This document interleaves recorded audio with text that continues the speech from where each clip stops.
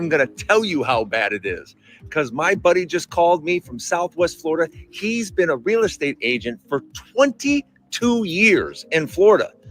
And he just told me that an investor from Canada called him up and said, hey, I want to sell 4 of my investment homes. Can you help me out? And for the first time in his career, he had to say no.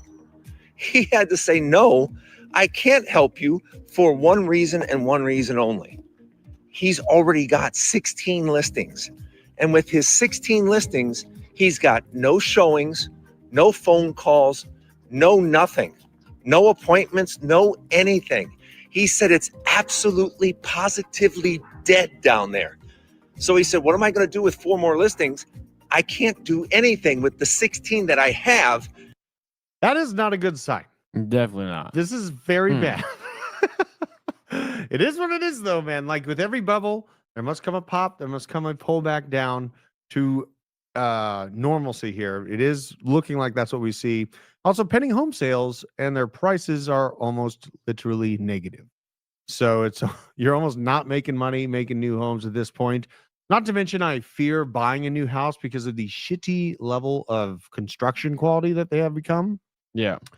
But then I got I got a house from I think the 60s or maybe it's like the 60s, 70s. It's brick, it's good. But when you buy a house that old, then you got all these random small odds and ends that you got to rehash. I think maybe the sweet spot for the next house is going to be being built from the year like 2000 to 2007. We had that patriotic resurgence and people gave a shit, right? In the country, at least, because once the Twin Towers came down, they're like, put the money into the economy, join the military. We're going to go after everyone in the Middle East. That didn't have anything to do with what actually happened in New York City. And people cared, right? People cared at that time. So I think that's kind of like the sweet spot for home building. Because, you know what, I was around the construction industry for quite some time from like 2014 or 13 up till about 2020. And I just saw the degradation go down. It's gotten even worse since then. So now Polymarket, odds of housing market crash now at 88% on Polymarkets. That's great. A lot of people betting on a large housing market pullback, which is kind of beautiful for me for 2 reasons.